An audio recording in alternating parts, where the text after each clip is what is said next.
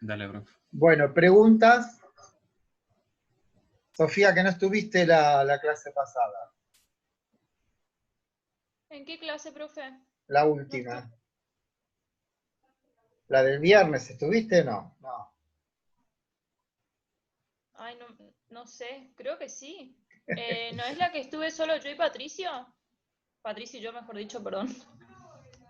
Ah, mira, Sí, esa fue la que estuvo los dos. La que claro, fue cayó un estábamos, feriado. claro, tenés razón. Sí. La del martes, no No, sé si pero estuviste esa fue para la la del otra. martes. La No, del la del martes martes no. No, estuvimos claro. Había 5 el Agus, martes. Patricio, yo, Sí, no sé quién más. sí, no, Ah, porque usted avisó que se suspendía la clase, ¿o no? no, lo que yo dije es que no iba a haber clase en el sentido de dar un nuevo tema, sino que íbamos a terminar con Parménides y hacer preguntas. Ah, Igual yo entendí está, mal. está grabada, está en el campus en Está. dos partes, ¿sí? Sí, había entendido mal. Bueno, hoy les dije Pero, que no va a haber PowerPoint porque no, prefiero que sea así en una clase más normal, ¿no? Porque sí, en realidad porque no me parece que a Heráclito habría que hacerle eso de ponerlo en un PowerPoint. Bueno, tienen el texto, eso es importante que tengan el texto que les mandé ayer, ¿vieron las 8 Sí, hojitas? los fragmentos.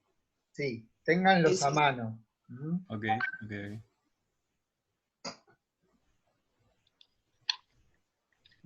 Vamos a dejarla así la clase, sí, así sin cambiar nada. ¿Mm? Bueno, esperamos unos minutos más y empezamos. Ya deberían estar.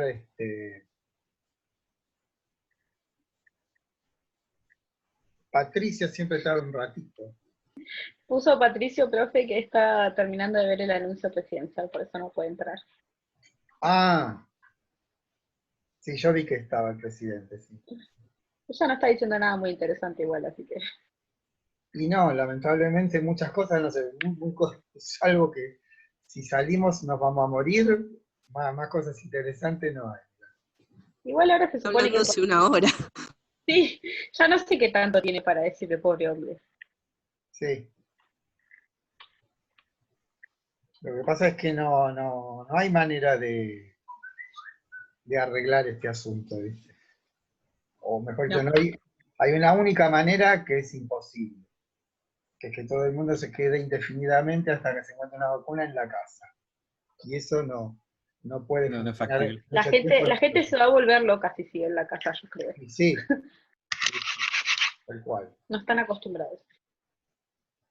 Bueno, ¿qué hago? ¿Empezamos o esperamos unos minutos más? Como quiera, profe. Como quiera, Esperen profe. Bueno, El anuncio no va a terminar. No, todavía no. escúchenme. Toda la filosofía occidental, podríamos decir, tiene dos patas, o dos pies, mejor dicho. Uno es Parménides y el otro es Heráclito. Todo lo que viene después son entrelazamientos, acentuaciones de uno o acentuaciones del otro, pero el horizonte que establecen estos dos grandes, por eso los llamamos los dos grandes pensadores, o sea, no es un título tomado al azar. Primero, porque no son filósofos. Y esto tiene que ver con la etimología de la palabra filosofía. Saben que filosofía quiere decir amor, anhelo, pretensión, deseo de saber. Y habrán visto que en Parménides lo que él dice no es ninguna aspiración, sino que el saber está, aunque se lo haya transmitido la diosa, es un saber que ya está establecido, no hay una apetencia, un anhelo, un deseo de saber. Eso es lo primero que tenemos que ver.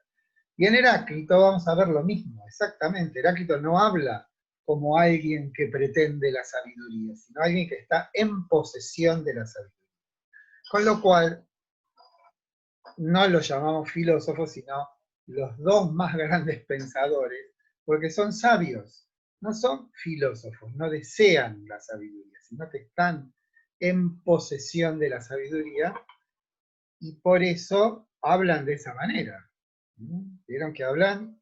Heráclito habla de un modo eminente, como alguien que ya está en posesiones, como se dice, sentencioso. Lo que él da son sentencias, y las sentencias las emiten inexorablemente los sabios. Bueno, vamos a ver todos los detalles. Vieron que todas las clases, por lo menos cuando empezamos un tema, tienen la misma estructura. Vamos de lo más externo a lo interior. ¿Vieron? Decimos, bueno, primero la cuestión biográfica, lo poco que se sabe de estos. Después vamos a qué es lo que tenemos de ellos, qué es lo que se ha conservado. Y después vamos al estilo de en cómo está escrito aquello conservado. Después hacemos alguna referencia histórica, si es posible, y luego nos metemos con los textos. O sea, en el caso de Heráclito, que es diferente de Parménides en ese sentido, vamos nosotros a leer algunas citas. Vieron que no está bien decir fragmentos, porque fragmentos quiere decir que hay algo que lo sacamos. Lo que tenemos son citas, citas de terceros. El libro de Heráclito se perdió en la noche de los tiempos. Lo que nosotros tenemos son citas de terceros que se han conservado. Algunas coincidentes, otras únicas, ¿no? Algunas, digamos, hay dos que coinciden, otras que son únicas. Y ahí está Platón, está Aristóteles, está Clemente de Alejandría, está Diógenes Laercia, hay un montón que recordaron citas de Heráclito. Todas esas citas, no solamente las de Heráclito y de Parménides, sino de todos los presocráticos, están en una colección, que vieron que el texto que yo les mandé ayer dice fragmentos de Heráclito según numeración Diels-Kranz. DK son las iniciales de Diels y Kranz, que fueron los que hicieron esa enorme recopilación de los dichos de los presocráticos. ¿Eso para qué sirve? Porque se pone DK y un número, entonces hay una manera a cualquier persona en el mundo que encuentre DK y un número sabe a dónde referirse, ¿no? Es una manera de... O sea, los textos de Platón y los de Aristóteles tienen esa misma estructura. Dice Platón, banquete, y un número y una letra. Eso es porque cuando la edición es seria, todos los trozos están numerados con letras. Entonces, eso permite que cualquier persona que cite a Platón o a Aristóteles, o en este caso a Heráclito o a Parménides, o a cualquiera, o a Protágoras, digamos, sepa a qué se está refiriendo. Bien, hoy tenemos como el que está siempre no está, y lo que no están siempre hoy están. Una cosa rarísima. Bueno, eso respecto de qué es lo que tenemos. Lo que tenemos son 127 para unos, 128 para otros. Este hombre, esta colección tiene, espere que me fijo en la última página, 129. Eso es lo que tenemos. Hay fragmentos de Heráclito que tienen una sola palabra. Una que se llama anquivasie, acercamiento. Bien. La fecha en que nace, dicen, 580, a ver que lo anoté acá. A ver. 540-480, ¿no? Obviamente antes de Cristo. Ven que son épocas coincidentes con las de Parménides. Los dos son del siglo VI. Ahora bien, Heráclito nace en el Asia Menor, en la ciudad de Éfeso. La ciudad de Éfeso tiene mala fama porque la palabra ad Efesio viene de ellos. Ad Efesio quiere decir para los efesios, que parece que eran gente vulgar, y por eso quedó esa palabra. La otra nota relevante de Éfeso es que allí se encontraba una de las 7 maravillas del mundo antiguo, que es el templo de Ártemis en Éfeso. Que alguien, para pasar a la historia, para que su nombre sea recordado, lo incendió.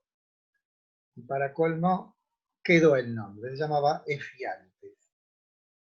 En ese sentido, Éfeso era una ciudad relevante, ¿no? Centro de peregrinaciones para visitar, honrar a la diosa Arte. Lo notorio, además, de Heráclito es que no hay antecedentes. No es que podemos decir, como en el caso de Parménides, bueno, fue influido por Genófanes de Colofón, que fue el primero que promovió la idea de un único Dios. Todo eso puede ser una de las fuentes del pensamiento de Parménides. Bueno, en Heráclito no hay tal cosa. En Heráclito no tenemos registro de ningún pensador que podamos decir, bien, en este se basó Heráclito para decir lo que dijo.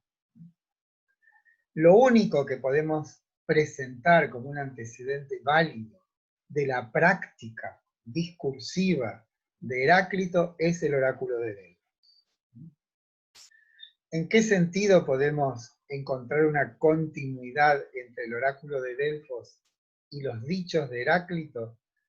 En que ambos trabajan, perdón por la palabra trabajan, elaboran, gestan sentencias que son enigmáticas.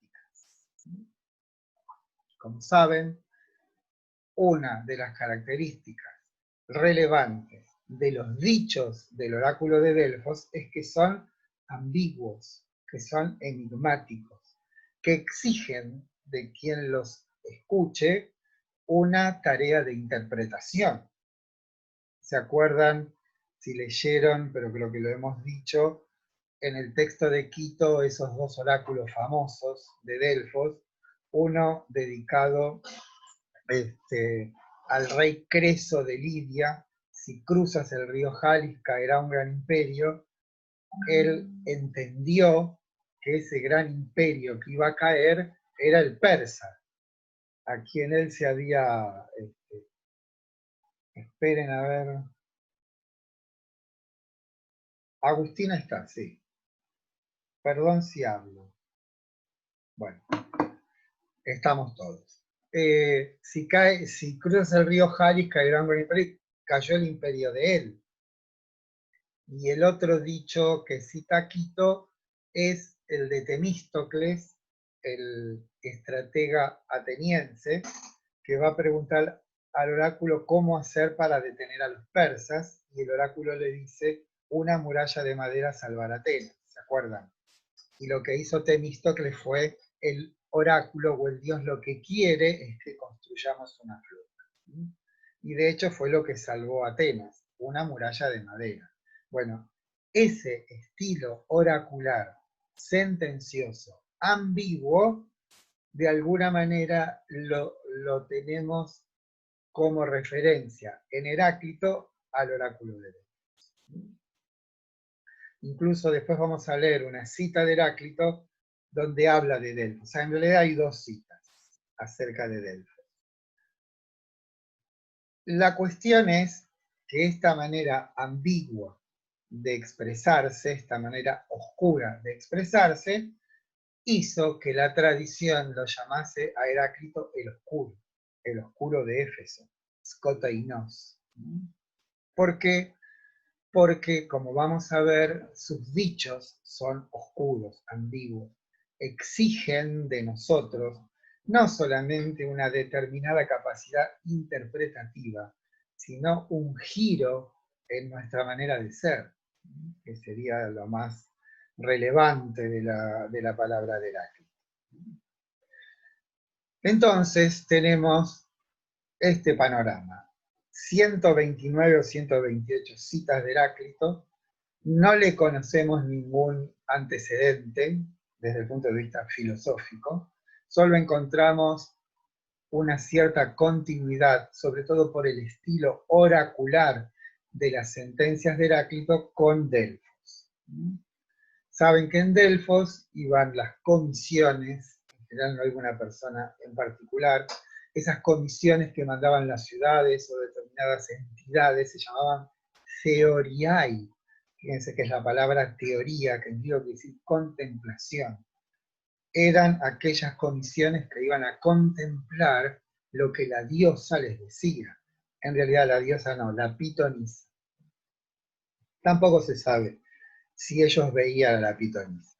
Aparentemente la pitonisa entraba en una suerte de trance y profería no solamente palabras quizás inconexas, sino gritos, aullidos, bueno.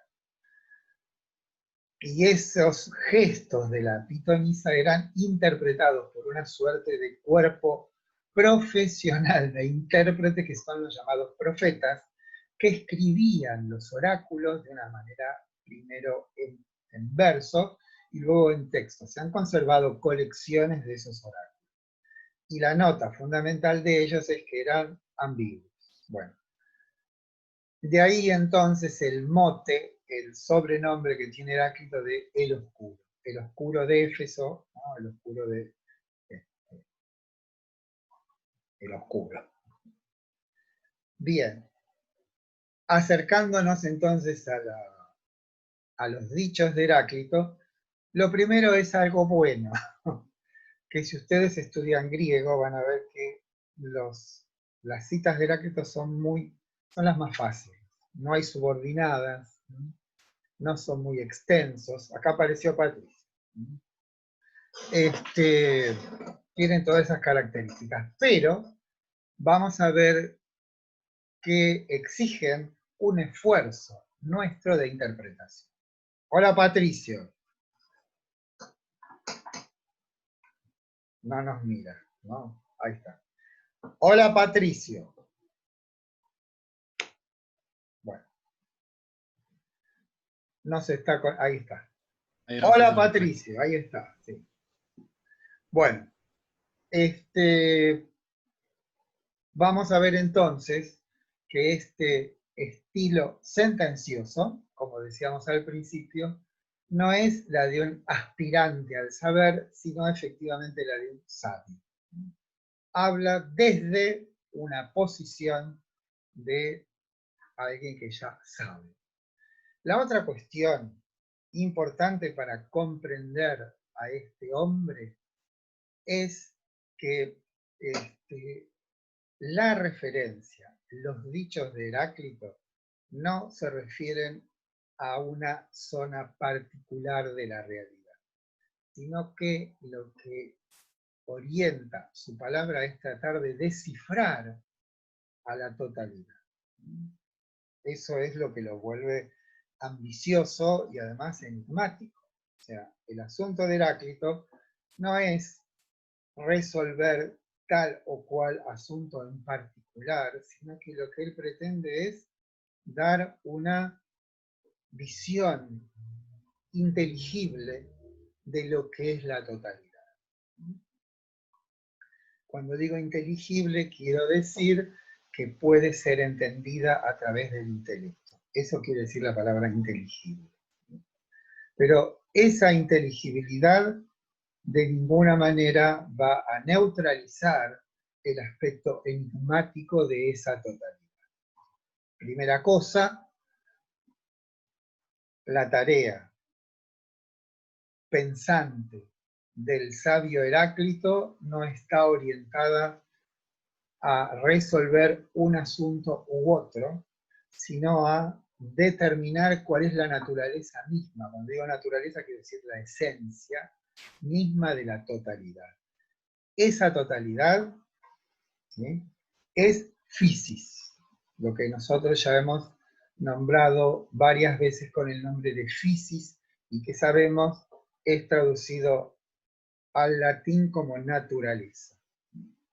Pero también hemos dicho que la palabra physis entraña en sí la raíz phuein, que quiere decir crecer, y que además esa raíz de phuein tiene que ver con la palabra phos, que es la misma que la palabra luz. O sea, Fisis puede ser interpretada en nuestros términos como aquello que al aparecer y al desaparecer permanece igual, idéntica a sí misma. ¿Qué quiero decir con esto?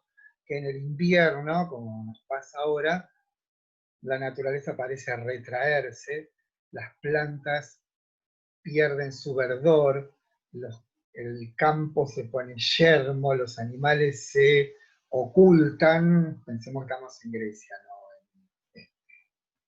En las islas de la Malasia, donde no pasa eso, y sin embargo, en la primavera todo vuelve a aparecer, ¿sí? O sea, hay una suerte de lógica inmanente a las cosas que es la física. El asunto a tratar por Heráclito es la totalidad de las cosas. Esa totalidad de las cosas tiene Heráclito la intención de descubrir cuál es su legalidad. Y esa legalidad de la totalidad de las cosas se encierra en descubrir la legalidad de la fisis.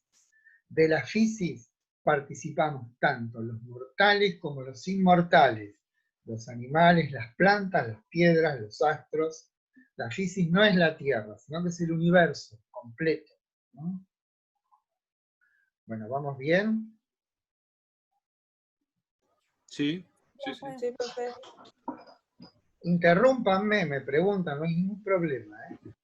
Porque esto yo sé que no es un lenguaje de nuestra época y no se parece mucho a nada de lo que se estudia normalmente. Me parece que Patricio tiene problemas para entrar. Bueno, lo que hago siempre cuando doy Heráclito es pensar por el fragmento 30. Ustedes lo tienen, ¿no? Está en la segunda página. El fragmento, no veo a ninguno en particular, están todos ocultos tras una máscara. El único que pone la cara soy yo acá, parece. No, profe, es que no, mi cara no está para mostrarla en cámara hoy. La mía tampoco, profe, estoy igual. Yo estoy en una PC de escritorio. Ah, Sí, profe, no, mejor agradezca que no nos ve. buah. Bueno, les leo el fragmento 30. No lo tengo que leer porque tengo acá. Dice, este cosmos. Ustedes van a leer la palabra mundo ahí, ¿no? No sé si lo están leyendo, pero bueno, si lo tienen, dice este Sí, mundo. dice mundo. Sí, sí, Dice mundo. dice mundo. Tachen, Dice pongan mundo. cosmos, ¿no? O sea, la palabra que usa Heráclito es la palabra cosmos. Cosmos, como ya hemos dicho, significa orden, armonía, proporción. Y creo que también haberles dicho que, por ejemplo, nuestra palabra cosmética viene de ahí. O sea, en la medida algo es bello, en tanto es armonioso, proporcionado y simétrico. O sea, está esa idea de que la totalidad es armónica. Armónica quiere decir que sus componentes actúan uno en consonancia con el otro. O sea, piensen solamente por un instante en un cuerpo, no en un cuerpo físico, en el cuerpo de cada uno de ustedes o en el cuerpo de un animal, para no hacerlo tan dramático. Ahí hay una serie de elementos todos diferentes, ¿no? Hay diferentes órganos, diferentes sistemas, y sin embargo, todos actúan sabiendo de alguna manera la función del otro, como si dijéramos, el estómago sabe lo que está haciendo el páncreas, si ustedes quieren, ¿no? A eso me refiero, hay una armonía. Y esa armonía en griego se dice cosmos. Dice entonces, bueno, la palabra mundo es la traducción latina de la palabra cosmos. Pero no ha conservado en español el carácter que tenía en latín. Solamente creo que en la palabra inmundo, como lo contrario de lo armonioso y proporcionado, la palabra inmundo ahí conserva su sentido original, ¿no? Me acuerdo en las confesiones de San Agustín, Hay una frase de Agustín que dice, omnia munda mundi, ¿no?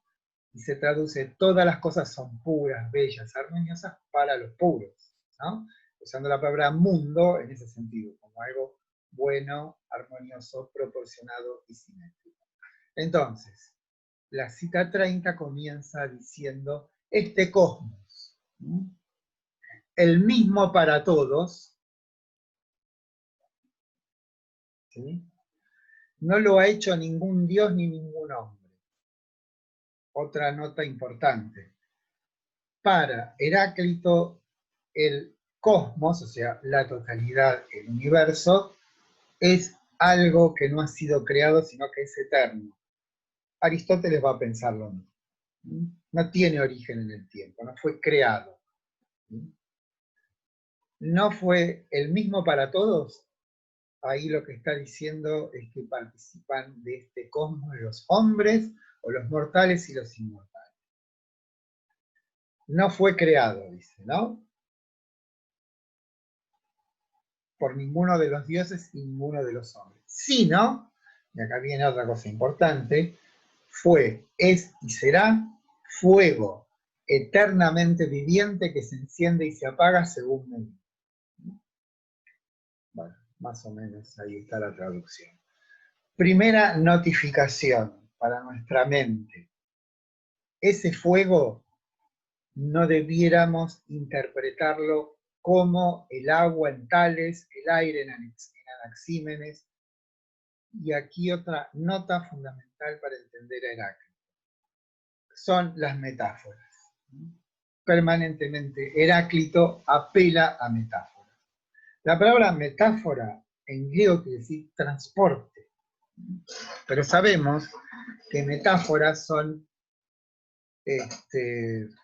expresiones que tienen que ver con una comparación y que se usan profusamente en la poesía.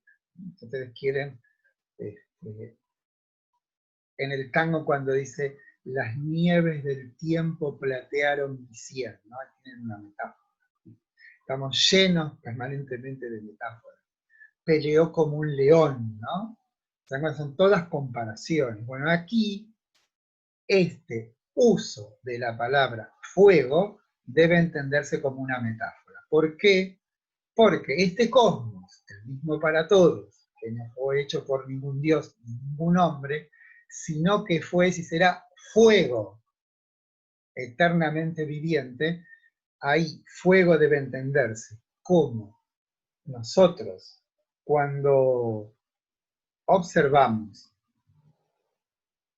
¿sí? Ahí voy, Patricio, cuando observamos el fuego, vieron que tiene esa cierta fascinación, encender una hoguera, una fogata, y uno queda un tanto fascinado por la visión, ¿no?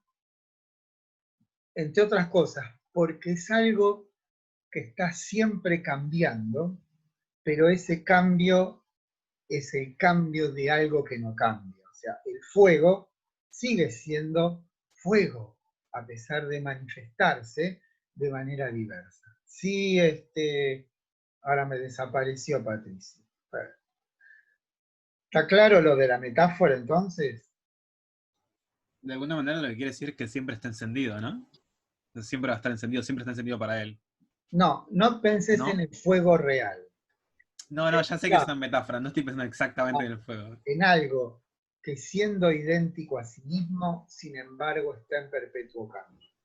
Sí, entiendo lo que quiere decir. Bueno, ese es el cosmos. Pero ese cambiar, y acá viene lo más importante de todo esto, si bien ese cambio es incesante, no es un cambio caótico, no es un cambio arbitrario. Por eso dice que se enciende y se apaga, y lo fundamental es esto, según medida. ¿Qué quiere decir ese según medida? Que el modo de comportarse, esa totalidad que llama Heráclito el cosmos, si bien está permanentemente en un incesante cambio, ese cambio no es arbitrario, sino que ese cambio está regulado, y agrego yo, por firmes leyes. ¿Está más o menos? Perdón, ¿con el cambio a qué se refiere con el cambio? Las estaciones, Ah, la generación y la corrupción, o sea, todos ahí va. nacemos, crecemos y después desaparecemos, pero todo eso no es algo arbitrario, sino que, porque piensen ustedes que si los cambios fuesen arbitrarios, no habría ninguna posibilidad de conocerlos. Yo en este caso siempre recuerdo que lo tengo acá. A ver. Esta novela, ¿ven? Se Solaris. llama Solaris, que es algo así como una novela de ciencia ficción. Solaris es un planeta. Y los terrestres, los terrícolas, van a explorar ese planeta.